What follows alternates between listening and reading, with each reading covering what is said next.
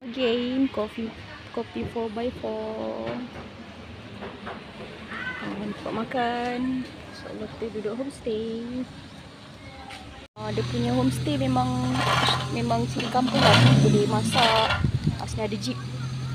Nama pun kopi 4x4. Atas tu pun homestay, boleh duduk. Okay, cantik. Kita punya yang ni tengah tunggu siap kemas. Sebab actually dia orang buka pukul 4. Kita datang walk in je sebab WhatsApp tak balas, busy. Kita pergi homestay insyaAllah dekat sebelah kolam. Here we are.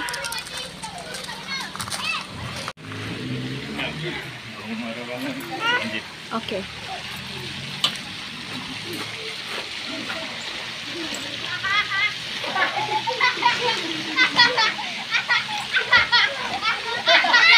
Homestay. Okay, ada TV. Toilet.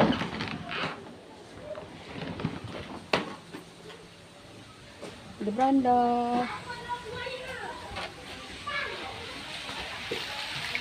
Tempat mandi. Humaira tengah mandi. Jatuh tadi ni?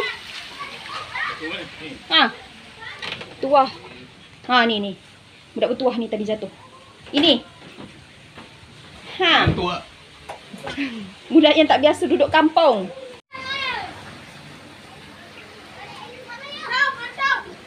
Kakak, dah habis mandi ke?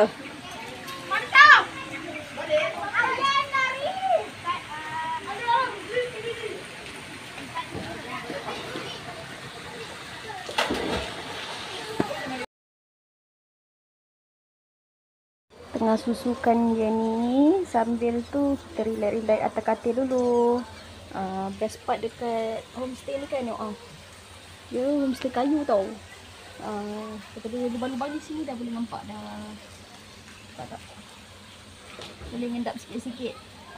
Kakak kat sebelah tu dia mandi kat kolam.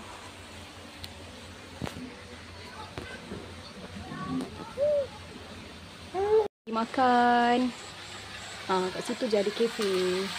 Kolam sampai malam masih ada lampu. Suasana malam. Ada kafe, ada bar, coffee. The signature is coffee.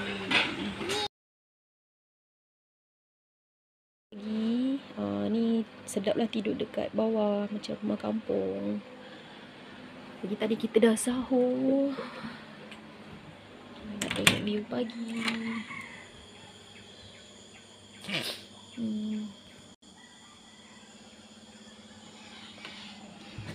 Saja baring-baring dekat bawah. Ni dah ada yang bangun dah, aktif dah.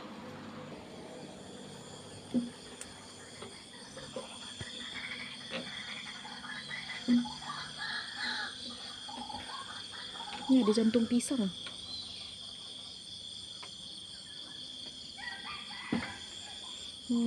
Feeling macam dekat kampung.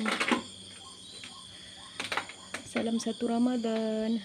Hari ni kita malam tadi tarawih kat sini. Lepas tu hari ni first berpuasa. Pagi tadi dah sahur. InsyaAllah tengah hari check out. Sekejap lagi budak-budak je lah yang mandi. Kita orang dewasa tak mandi dah. Okay. Hai. Epom.